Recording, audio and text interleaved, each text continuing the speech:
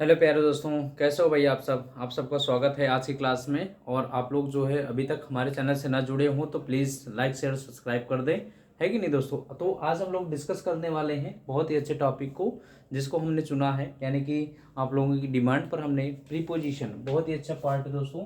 तो आइए आज हम इसी के बारे में चर्चा करने वाले हैं कि what is the preposition, preposition क्या है। ठीक है दोस्तों, देखिए ये मैक्सिमम स्टूडेंटों की समस्या होती है। इस समस्या का एक ही निदान है दोस्तों कि इनको आप बहुत अच्छे से और कॉन्सेप्चुअल तरीके से पढ़िए, क्योंकि ये प्रीपोजिशन की समस्या आपको बहुत ही जटिल होती है और बहुत ही आसान भी होती है। ठीक है दोस्तों, तो बिल्कुल इनसे आप निश्चित रूप से रहिए। हर टॉपिक का, यानी प्रीपोजिशन के हर पार्ट का और हर टॉपिक का बहुत ही गहन अध्ययन करिए दोस्तों, एकदम बेसिक रूप से ध्यान से देखिएगा। आइए आज हम लोग डिस्कस करते हैं थोड़ा सा प्रीपोजिशन के बारे में, है क्या प्रीपोजिशन। तो जरा समझिए, जैसे कि हमने कहा भाई, ध्यान समझिएगा, प्रीपोजिशन यानी कि किसी भी ध्यान समझिएगा दोस्तों, प्रीपोजिशन, जैसे कि मैं इसको थोड़ा सा डिवाइड करूं, पोजीशन होगा और साथ ही साथ इस तरीके से पोजीशन, और साथ ही साथ उसके पहले प्री, यानी किसी की स्थान के पहले कोई अपना स्थान रखने वाला होगा, है ना। कि किसी की पोजीशन से पहले कोई वस्तु, कोई वर्ड हो, वही क्या होगा आपका प्रीपोजिशन। अब ये कैसे, मतलब कि किसी भी शब्द से पहले कोई शब्द लिखा जाए, वही क्या होगा आपका प्रीपोजिशन। अब शब्द से पहले शब्द लिखा जाए मतलब भाई, अब किसी की पोजीशन से पहले कोई भी वर्ड लिख दिया जाए, ऐसा वर्ड जो कि एक संबंध बताने का काम करे। ध्यान समझिएगा, ऐसा वर्ड होना चाहिए जो कि संबंध बताने का काम करे। और संबंध किससे बताएगा हम लोग डिटेल में समझेंगे, ठीक है ना। अब इसकी डिफिनेशन कह सकते हैं भाई, डिफिनेशन लिख सकते हैं प्रीपोजिशन की। मैं यहां लिखता हूं, a word that relates,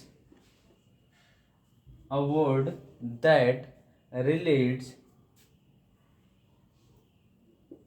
the position of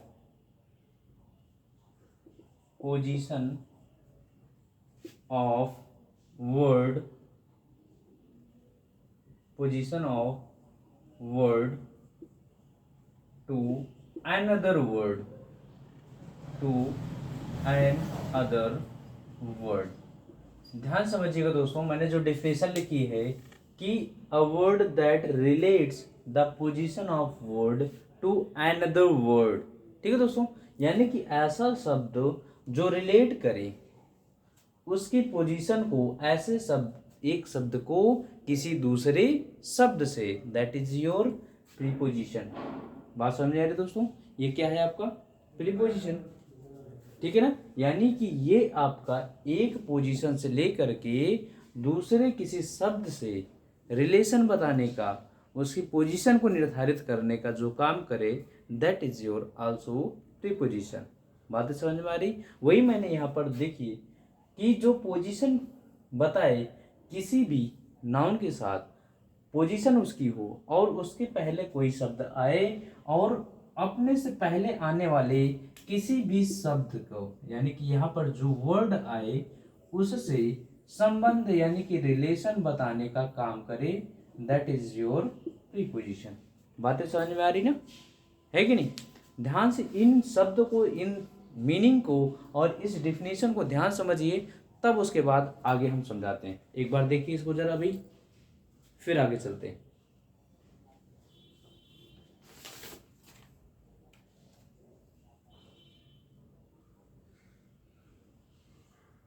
ठीक है, समझ में आ गया दोस्तों।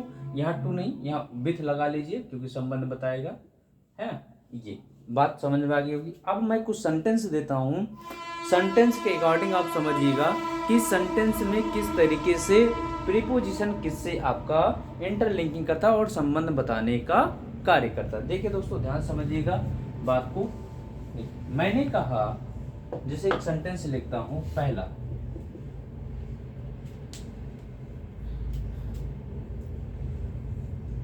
राम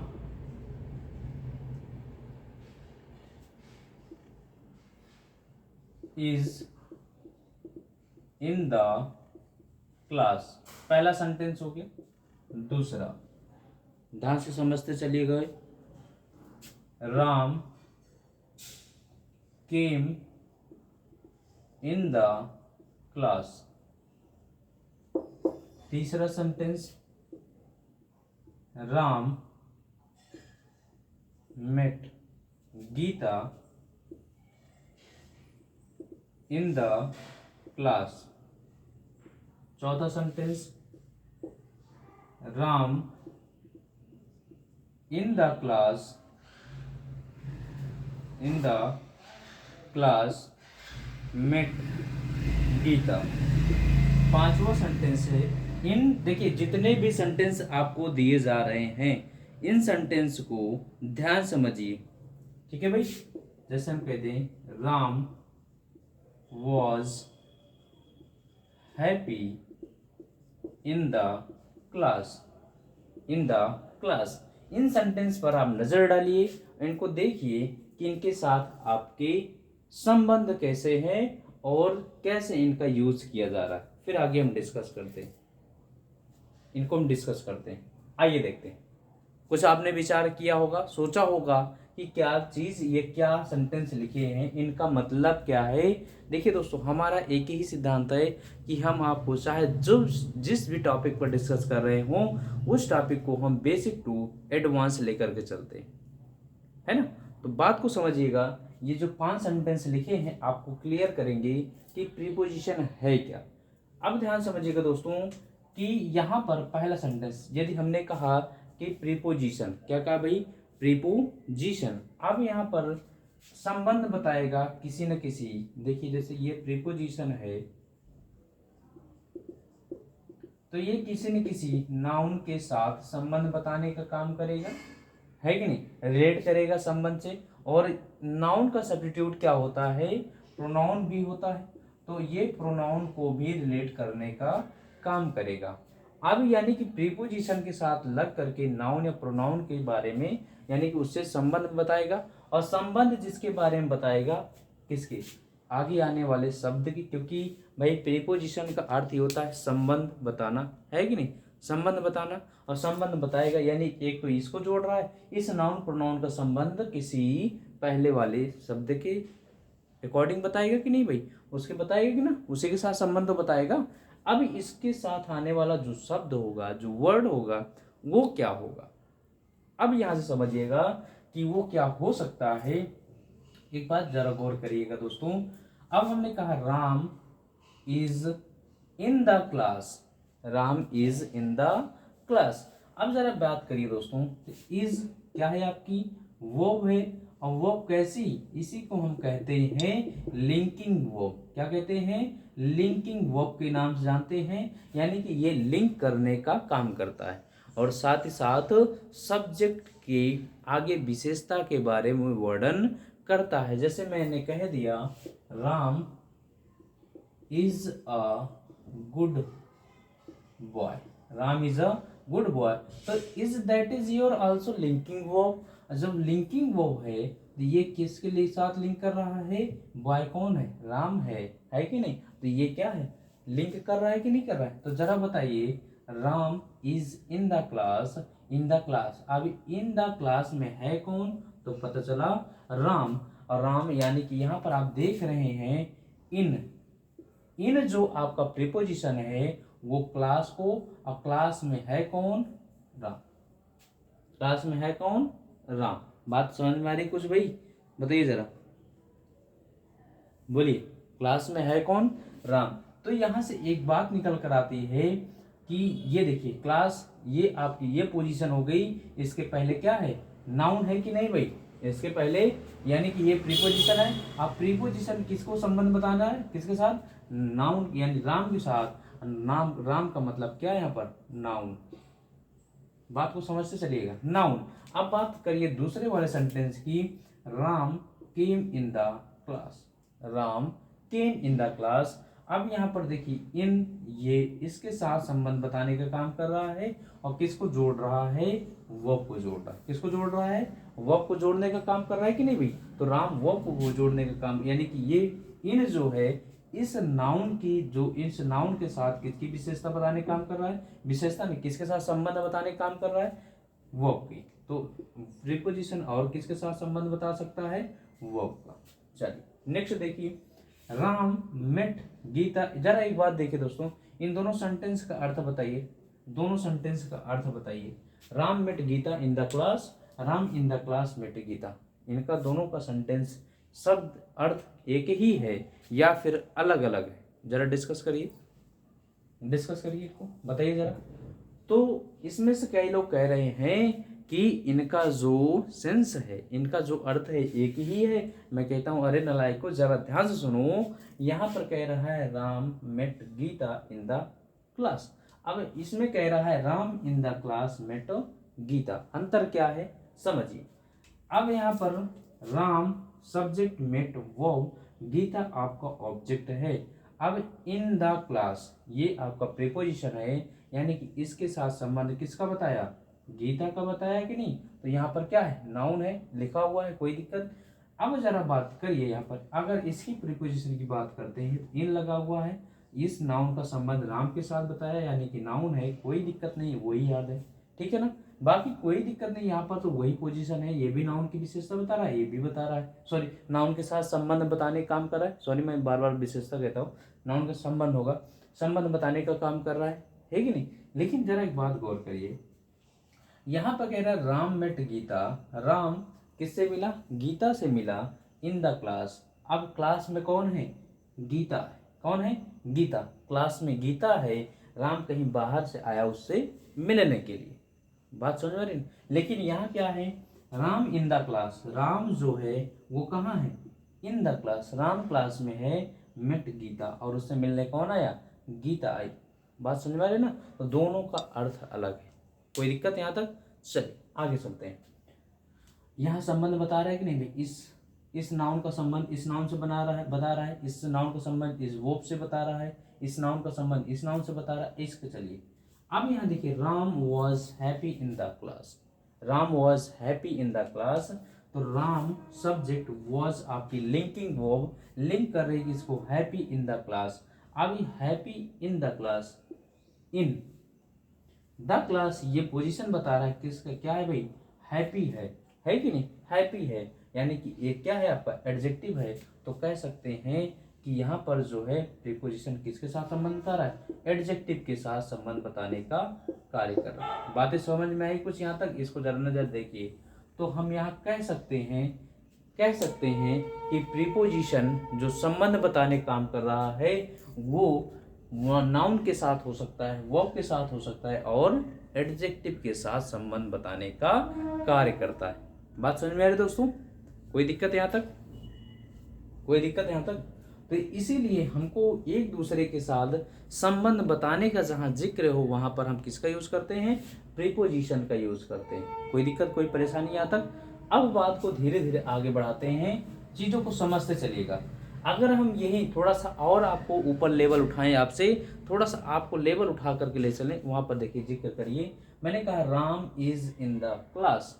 अब एक बात हमने जिक्र की थी दोस्तों, क्या, कि यदि हम व्हेयर का प्रश्न करें तो व्हेयर का प्रश्न करने पर जो आंसर मिलता है हमको, वो क्या होता है आपका, एडवर्ब होता है कि नहीं होता भाई, जरा बताइए, एडवर्ब होता है ना।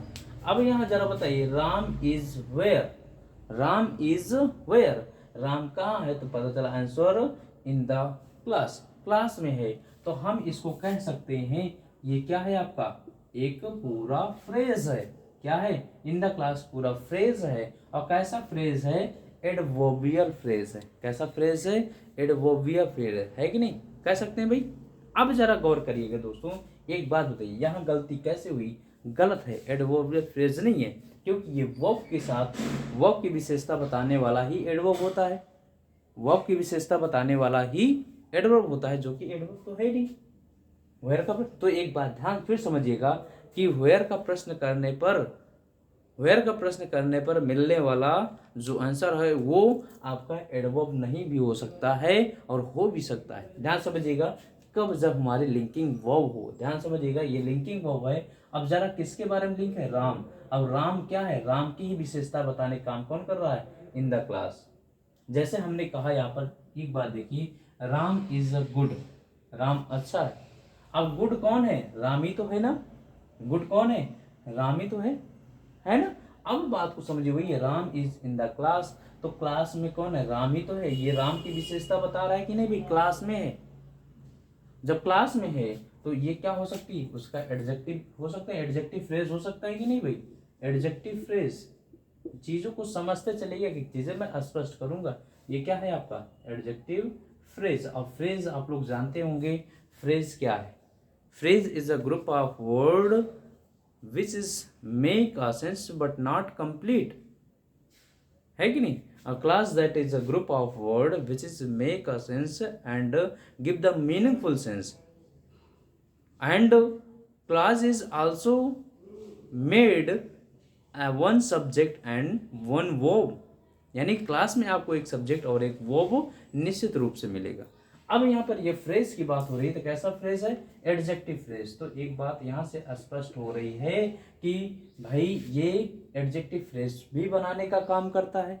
अब यहाँ समझिए, Ram came in the class. Came that is your verb. क्या है? वर्ब है। और ये क्या कर रहा है? राम केम, आया इन द क्लास, ये वर्ब है। वर्ब को क्वालिफाई करने वाला शब्द एडवर्ब कहलाएगा। क्या कहलाएगा? एडवर्ब कहलाएगा दोस्तों। तो that is your adverb phrase. ये क्या है? Adverb phrase. और क्या हो सकता है ये? एडवर्ब के साथ भी संबंध बताने का कार्य करता है, एडवर्ब फ्रेज बनाने का भी कार्य करता है। चीजें समझते चलिएगा, ठीक है ना। आइए, अब यहाँ Ram met Geeta in the class. Ram met Geeta in the class. In the class में कौन है? गीता। ये नाउन को यानी कि नाउन फ्रेज हो जाएगा, कोई दिक्कत नहीं है कि नहीं। आगे, Ram is in the class met Geeta. Ram in the class, ये क्या हो जाएगा? इन द क्लास कौन है? राम हो जाएगा, कोई दिक्कत नहीं है। चलिए, Ram was happy in the class. Ram was happy in the class. अब यहाँ जरा देखिए, यहाँ आप पूछ सकते हैं सर ये क्या है? ये तो एडजेक्टिव के साथ इंटरलिंकिंग हो रहा है, एडजेक्टिव के साथ। तो एक बात बताइए दोस्तों, हमने एडवर्ब के पार्ट में पढ़ाया था कि एडवर्ब क्वालिफाई किसको किसको करता है। तो मैंने बताया था वहाँ पर, एडवर्ब ना तो नाउन को क्वालिफाई करेगा, ना प्रोनाउन को क्वालिफाई करेगा, और ना ही इंटरजेक्शन को क्वालिफाई करने का काम करेगा। इन सब को छोड़ करके सारे पार्ट्स ऑफ स्पीच को नॉन क्वालिफाई करने का काम करेगा। जरा बताइए, तो एडजेक्टिव को क्वालिफाई है भी क्या है? एडजेक्टिव है। और एडजेक्टिव को कौन क्वालिफाई करेगा? एडवर्ब करता है। क्या करता है? एडवर्ब, जो कि मैंने यहाँ पर क्या लिख दिया? एडजेक्टिव। बातें समझ में आ रही हो तो बताइए दोस्तों। अगर समझ में आ रही हो तो दोस्तों बिल्कुल रेड बटन प्रेस करिए और चैनल को सब्सक्राइब करिए। बात समझ में आ रही है ना? ये तो चीज़ें देखिए, कहीं यहीं से निकल कर आती, कहीं बाहर से चीज़ें निकल कर नहीं आती। देखिए, मैंने यहाँ पर प्रीपोजिशन का सेशन स्टार्ट किया, और प्रीपोजिशन में ही आपको कितने चीज़ों के इंटरलिंकिंग। भाई, प्रीपोजिशन का मतलब होता ही है कि संबंध बताना, और संबंध किसके किसके साथ बता सकता है, इन चीज़ों को मैंने यहाँ पर स्पष्ट करने की थोड़ी सी पहल की है। जैसे जैसे मैं लेवल आपको बढ़ाता जाऊँगा, वैसे वैसे चीज़ें आपको पिछले रिलेट होते चलेंगी और आपको समझ में भी आता जाएगा। बात समझ में आ गई ना? बताइए दोस्तों, अगर आ गई हो तो इनको नोट कर लिए, फिर आगे चलते हैं। ठीक है, चलिए। अरे यहाँ नाउन है तो प्रोनाउन भी होगा भाई, इतना तो कॉमन सेंस आप लगा ही सकते हैं। नाउन है तो प्रोनाउन भी आएगा। नाउन प्रोनाउन दोनों वर्ब हो सकता है, एडजेक्टिव हो सकता है। ठीक है ना? चलिए, अब हम डिस्कस करते हैं थोड़ा सा आगे। चले, अब आगे डिस्कस करते हैं। देखिए भाई, चीजें यहीं से निकल कर आती हैं, कहीं से बाहर बन करके नहीं आती। बस आपको समझना होगा दोस्तों, हर वर्ड का मीनिंग, हर सेंटेंस का अर्थ आपको समझना होगा। ठीक है भाई? जैसे हम कहते हैं, ध्यान समझिएगा, there are books on the table. अब इसमें आपको कह दिया जाए, प्रीपोजिशन क्या है? ऑन है। ठीक है ना? ऑन है, इनको समझिए। ठीक है। दूसरा, they do not agree, do not agree mister Sharma, यानी यहां पर agree with mister Sharma, mister Sharma. ठीक है भाई, समझ में आ रहा है? The cat is sitting under the table, under the table.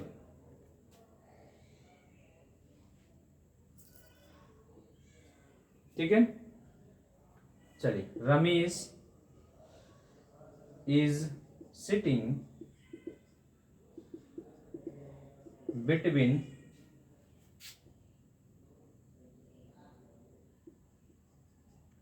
Ramesh is sitting between Monu and Payal, Monu and Payal. इन देखिए यहाँ पर आपको ऑब्जर्व करना है चीजें, बस ये 4-5 सेंटेंस मैंने लिए, आपको समझना होगा कि कहाँ पर कहाँ प्रिपोजिशन लगा हुआ है। ध्यान रखिएगा, there are books on the table, that is your preposition. They do not agree with, ये भी प्रिपोजिशन है। The cat is sitting under the tree, ये भी प्रिपोजिशन है। रमेश इज सिटिंग बिटवीन, ये भी क्या है आपका प्रीपोजिशन है। यानी कि किसी न किसी के साथ आपको जोड़ने का काम कर रहे हैं। जैसे कि मैंने कहा टेबल को यानी इस नाउन को किसके साथ, बुक के साथ, यानी कि इस नाउन के साथ आपको जोड़ने का काम किया, संबंध बताने का काम किया। यानी कि मिस्टर शर्मा वो किसके साथ, एग्री है कि नहीं, एग्री के साथ, यानी वर्ब के साथ आपको इंटरलिंकिंग यानी कि रिलेशन बताने का काम किया। अब यहाँ इस टेबल के साथ सिटिंग, इसकी पोजीशन यानी बताने का काम किया है कि नहीं। बिटवीन यानी कि इनके बीच में, किसके साथ, सिटिंग के बीच में बताने का काम किया। ठीक है दोस्तों, तो इस तरीके से आपको वही मैंने लिखा था क्या भाई, प्रीपोजिशन यानी कि ये जो नाउन और प्रोनाउन होंगे, यानी कि ये नाउन और प्रोनाउन होंगे, इनके साथ जो संबंध बताने का काम करता है, वो किसी और शब्द से जो इंटरलिंकिंग करता है, वो या तो क्या हो सकता है, वर्ब हो सकता है, या कोई नाउन हो सकता है, या क्या हो सकता है, प्रोनाउन हो, या फिर क्या हो सकता है, एडजेक्टिव हो सकता है। क्या बातें समझ में आ रही है यहाँ पर, बताइए जरा दोस्तों, चीजें समझ में आ रही ना। तो इनके साथ ये मिल करके इनके साथ ये संबंध बताने का काम करता है। ठीक है ना।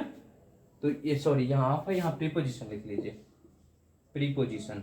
ठीक है दोस्तों, ये आपका सबसे इंपॉर्टेंट पहल होता है कि ये प्रीपोजिशन जो है वो किसके साथ, वर्ब के साथ, नाउन या प्रोनाउन के साथ, एडजेक्टिव के साथ मिलकर के उनके बीच रिलेशन बताने का, उनको जोड़ने का, संबंध बताने का कार्य करता है। चीजें समझ में आ गई। इसीलिए मैंने वहां पर डेफिनेशन भी लिखा था कि preposition is a word that relates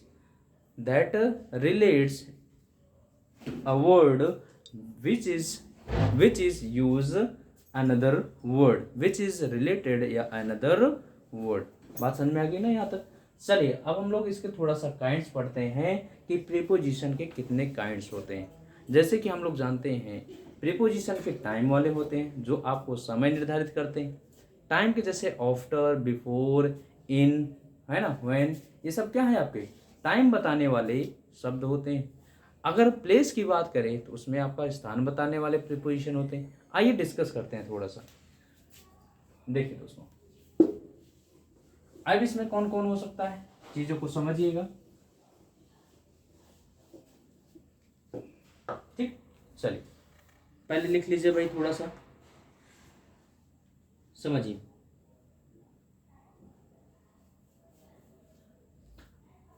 ठीक है, इसमें 2-3 पॉइंट है, लिखा देते हैं तो आप समझ लीजिए पॉइंट क्या है। पहला पॉइंट यानी कि इसको नोट करके या रिमार्क करके लिखिएगा, बहुत ही इंपॉर्टेंट पॉइंट है दोस्तों। नोट करके या रिमार्क करके लिखिएगा, बहुत ही इंपॉर्टेंट पॉइंट है। ध्यान रखिएगा कि ये जो प्रीपोजिशन है, ठीक है, ये जो प्रीपोजिशन है किसी के पहले आकर उसकी पोजीशन निर्धारित का काम करते हैं। यानी कि जैसे कोई भी वर्ड होगा उसके पहले आकर के उसकी पोजीशन को निर्धारित करने का, इसीलिए इसको कहा गया प्री प्लस पोजीशन। यानी किसी भी शब्द से पहले आकर के उसकी पोजीशन को निर्धारित करने का कार्य करते हैं। ठीक है भाई, बात समझ में आ रही ना? ठीक है, चले अब ये पहले पॉइंट हो गए। दूसरा पॉइंट यहाँ से ये है, दूसरा पॉइंट ये है दोस्तों कि प्रीपोजिशन के बाद, ध्यान रखिए यही सबसे इंपॉर्टेंट है, प्रीपोजिशन के बाद आने वाला जो भी नाउन या प्रोनाउन होगा, नाउन या प्रोनाउन होगा, उसका केस हमेशा, ध्यान रखिएगा, उसका जो केस होगा वो केस हमेशा ऑब्जेक्टिव केस होगा। कौन सा केस होगा? ऑब्जेक्टिव केस होगा। ध्यान समझिएगा दोस्तों, प्रीपोजिशन के बाद आने वाला नाउन या प्रोनाउन का केस कौन सा होगा? ऑब्जेक्टिव केस होगा। बातें समझ में आ रही है यहाँ तक? बोलिए दोस्तों, यहाँ तक कोई दिक्कत कोई परेशानी तो नहीं होनी चाहिए, क्योंकि हम लोग जानते, ये हमने आपको बहुत पहले ही बता रखा है। ठीक है ना? चले, ये चीजें समझ में आ गई ना? तो इन दो पॉइंटों को याद करिएगा, समझ लीजिएगा, लिख लीजिएगा कि ये प्रीपोजिशन किसी भी शब्द से पहले आकर के उसकी पोजीशन को निर्धारित करने का काम करता है, और साथ ही साथ जो प्रीपोजिशन है इसके बाद आने वाला जो नाउन या प्रोनाउन होगा उसका केस हमेशा ऑब्जेक्टिव केस होगा। बातें समझ में आ रही दोस्तों? चले, ये दो पॉइंट आप निर्धारित कर लीजिए, इनको आप समझ लीजिए। ठीक है, चलिए अब हम लोग इनके काइंड्स को डिस्कस करते हैं, काइंड्स के बारे में थोड़ा सा। देखिए, kinds of preposition, kinds of preposition. देखिए, हमको काइंड्स दिखाने की जरूरत क्यों है? क्योंकि हम जानते हैं दोस्तों कि हमारे पास बहुत सारे स्तर के लेवल के स्टूडेंट हैं, छोटे से हायर क्लास के, और जो है बेसिक टू एडवांस स्टूडेंट है। और हमारा पहला कर्तव्य है दोस्तों कि हम आपको बेसिक से लेकर के एडवांस तक लेकर के चलें, एडवांस तक लेकर चलें। अगर जो भी स्टूडेंट को ये लगता हो कि क्या चल रहा है क्या नहीं चल रहा है, तो प्लीज़ वो इस तरीके की बात ना करें, और उनको लगता है कि अगर भाई पता नहीं क्या पढ़ा रहे हैं, तो वो जा करके दूसरे चैनल में पढ़ सकते हैं। दोस्तों, हमारा एक ही कर्तव्य होता है कि हम आपको बेस्ट से बेस्ट दें और बेसिक टू एडवांस दें। आप अगर हमारे प्रीपोजिशन की पहली क्लास लेकर के आखिरी क्लास तक देखेंगे, जिस तरीके से हमने कंजंक्शन को पढ़ाया है उसी तरीके की प्रीपोजिशन आप देखेंगे, तो निश्चित रूप से आपको बहुत ही इंजॉय मिलने वाला है। आइए, हमने कहा कि काइंड्स ऑफ प्रीपोजिशन। अब प्रीपोजिशन को देखा जाए तो ये इसके 5 काइंड्स होते हैं। कितने होते हैं? 5 पॉइंट्स होते हैं। अब ये कौन कौन से हैं भाई? 5 पॉइंट्स कौन कौन से? इनको हमने कैटेगराइज किया। पहला सिंपल प्रीपोजिशन, इनको लिख लीजिए फिर समझाता हूं। अब ये क्या है? Simple preposition. दूसरा डबल प्रीपोजिशन, डबल प्रीपोजिशन। अब डबल प्रीपोजिशन क्या है? सारी चीजें बताऊंगा, इनको लिखते चलिए, बस सारी चीजें स्पष्ट करूंगा। अब कंपाउंड प्रीपोजिशन, कंपाउंड प्रीपोजिशन। चौथा फ्रेज प्रीपोजिशन, फ्रेज प्रीपोजिशन। अब ये सब है क्या भाई? अरे आप जब नहीं पढ़े हैं तो बिल्कुल इनको पढ़ते चलिए। पांचवा participle preposition, participle preposition,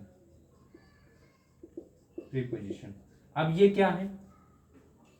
simple preposition की बात करें तो सिंपल प्रीपोजिशन में वे प्रीपोजिशन आते हैं जिनका बेसिक होता है, जैसे कि हमने कह दिया इन, जैसे कह दिया टू, जैसे कह दिया फॉर, है कि नहीं? बातें समझ में आई ना कुछ?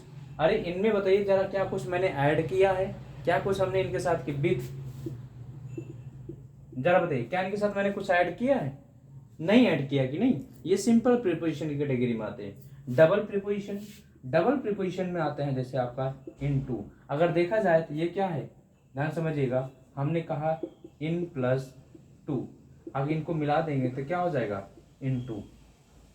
कुछ बात समझ में आ रही कि नहीं भाई? जरा बताइए दोस्तों, है ना? अगर हम इसी तरीके से और बात करें, अप प्लस ऑन क्या होता है? अपॉन बनता है कि नहीं? With plus in, with plus in, इनको क्या कहा जाता है? With in, with in. ये क्या कहलाएंगे? आपकी डबल प्रीपोजिशन कैटेगरी में आते हैं। चीजें समझ में आ रही कि नहीं भाई? जरा बताइए।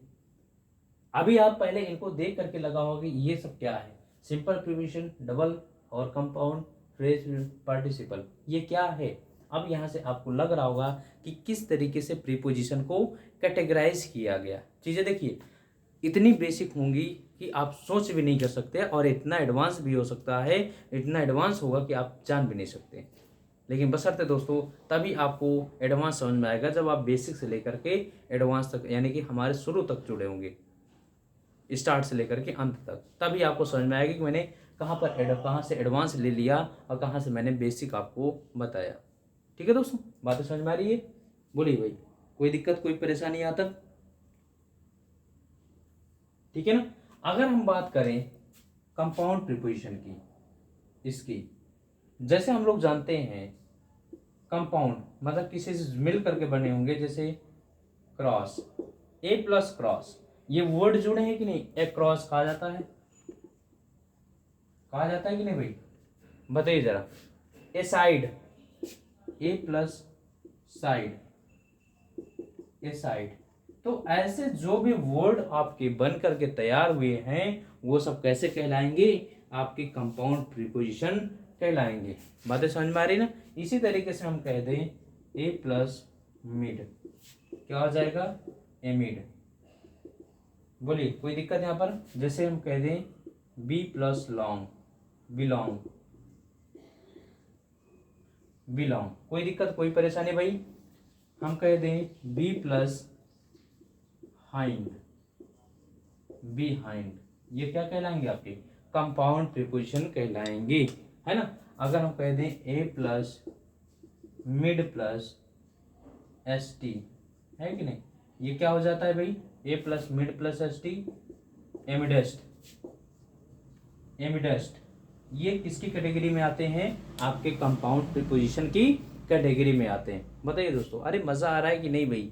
अगर मज़ा आ रहा हो तो निश्चित रूप से प्लीज़ दोस्तों आप लोग सब्सक्राइब का बटन जरूर दबाएं और साथ ही साथ शेयर करें और लाइक जरूर करें मित्रों। ठीक है भाई, क्योंकि आपके लिए ये मेहनत होती है, क्योंकि प्रीपोजिशन पढ़ना इतना आसान पढ़ाना नहीं होता दोस्तों, सबके ऊपर से चला जाता है। लेकिन मैं चीज़ों को कैटेगराइज करके ले चल रहा हूँ, इनको आप जानिए, पहचानिए पहले इनको। ठीक है, आइए फ्रेज प्रीपोजिशन की चर्चा करते हैं। फ्रेज प्रीपोजिशन है क्या? अब थोड़ा सा इसको इरेज करता हूं भाई, आप लोग इनको नोट डाउन कर लीजिएगा। देखिए अब फ्रेज प्रीपोजिशन है क्या? जैसे कि मैं कह दूं फ्रेज मतलब कई सारे शब्दों से मिलकर के बना होगा। जैसे मैंने कह दिया along with, इसी तरीके से कह दिया according, according to, according to, जैसे मैंने कह दिया with a view to, जैसे मैंने कह दिया accustomed to, accustomed to। ठीक है भाई, जैसे मैंने कह दिया away from, away from। ये सब क्या है आपके? ये सब आपके हैं phrase preposition. In front of, बहुत सारे वर्ड हैं इन फ्रंट ऑफ। ठीक है भाई, तो बहुत सारे वर्ड हैं, ये सब क्या कहलाते हैं? आपके फ्रेज प्रीपोजिशन कहलाते हैं। ठीक है, bye means of, indent of, है ना। तो ये सब वर्ड आपके फ्रेज प्रीपोजिशन की कैटेगरी में आते हैं। हम एक एक करके इनको डिस्कस करने वाले हैं। अब आइए, आप सोच रहे होंगे पार्टिसिपल प्रीपोजिशन क्या है? पार्टिसिपल प्रीपोजिशन सोच रहे हैं कि नहीं भाई? पार्टिसिपल किससे बनता है? जेरेंड से बनता है। अब जेरेंड प्रीपोजिशन क्या होता है भाई? अब ये क्या होता है? जैसे कि हम यहाँ पर लिखते हैं, देखिए यहाँ पर मैंने लिख दिया रिगार्डिंग, रिगार्डिंग, कंसीडरिंग, कंसीडरिंग, है कि नहीं? चलिए नेक्स्ट लिख देता हूं नॉट विथ स्टैंडिंग, स्टैंडिंग। ठीक है ना, ये सब क्या है आपके? अगर हम इसकी बात करें ड्यूरिंग, ड्यूरिंग, बात समझ में आ रही कुछ दोस्तों? यहाँ पर ये क्या है? पार्टिसिपल। भाई ड्यूरिंग क्या है? ये सब क्या है? पार्टिसिपल प्रीपोजिशन की कैटेगरी में आते हैं। बस इनको समझते चलिए। देखिए मेरा जैसे एक ही तात्पर्य होता है दोस्तों कि आप पहले वर्ड को पहचानिए, वर्ड को पहचानिए, उसके बाद फिर सेंटेंस में इनको पिरोइए, सेंटेंस में यूज करना सीखिए, तभी तो आपको आएगा। है कि नहीं? बातें समझ में आ रही है? इनको एक बार नोट डाउन करिए, फिर आगे चलते हैं।